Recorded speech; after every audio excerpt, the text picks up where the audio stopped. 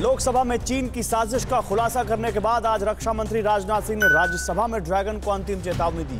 चीन इस चिंता से कांप रहा है कि आखिर ठंड में एलएसी पर कैसे टिके।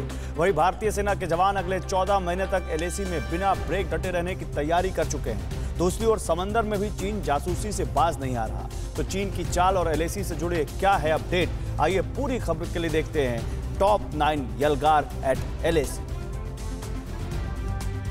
चीन को लेकर राज्यसभा में रक्षा मंत्री राजनाथ सिंह का भाषण लोकसभा की तुलना में ज्यादा आक्रामक था। राजनाथ सिंह ने गलवान का जिक्र करते हुए कहा कि गलवान में भारतीय सैनिकों ने चीन का खून बहाया। वहीं चीन को दो टूक जवाब देते हुए कहा, सीमा पर किसी तरह का बदलाव मान्य नहीं। रक्षा मंत्री ने सदन में कहा कि एलएसी देश के जवानों के हाथों में पूरी तरह सुरक्षित है।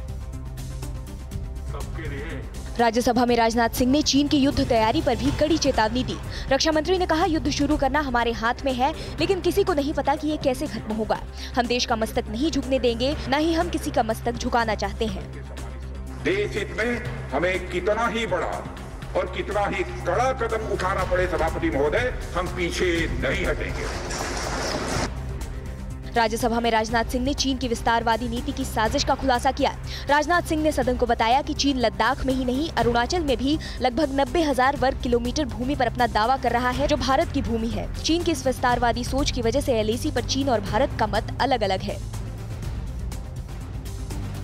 एलएसी पर आईटीबीपी भी फ्रंट मोर्चे पर डट चुकी है। लेह लद्दाख से टीवी9 भारतवर्ष ने ऊंची चोटियों पर भारत की मजबूत तैयारी का जायजा लिया, जिसमें -50 डिग्री में जवानों को डटे रहने के लिए 3 लेयर टेंट और कपड़े मुहैया कराए गए हैं। बूट, रेस्क्यू रोप से लेकर छोटे छोटे इक्विपमेंट जवानों को दिए जा रहे हैं, जिससे वो 20,000 फीट की ऊंची चोटियों पर 14 महीने तक डटे रहकर देश की सुरक्षा कर सकें।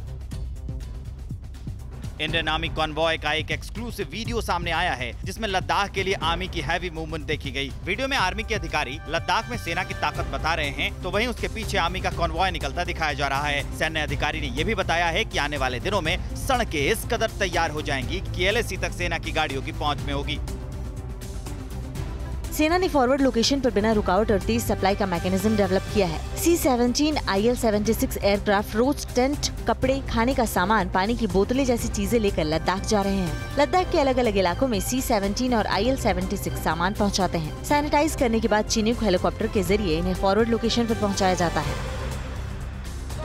तिब्बत में एलएसी के नजदीक चीनी सेना लगातार युद्ध जैसे हालात का अभ्यास कर रही है। पीएलए की शीजिंग कमांड ने 4700 मीटर की ऊंचाई पर लाइव फायर ड्रिल की। वीडियो में चीनी सैनिक आर्टिलरी और मिसाइल लॉन्चर्स के साथ पहाड़ी इलाकों पर युद्धाभ्यास करते दिखे।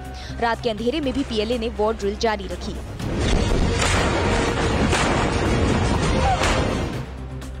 चीन को सबक सिखाने के लिए इंडियन नेवी ने भी पुख्ता तैयारी कर ली है। खबर है कि इंडियन नेवी ने हिंद महासागर के साथ साथ दक्षिण चीन सागर में भी अपना युद्धपोत तैनात किया है। भारत की इस कार्रवाई से चीन रणनीतिक दबाव में आ गया है। दक्षिण चीन सागर में अपना युद्धपोत भेजकर भारत ने चीन को ये जता दिया है कि भारत उसके सबसे अहम सामरिक मोर्चे पर भी चुनौती देने के लिए तैयार है।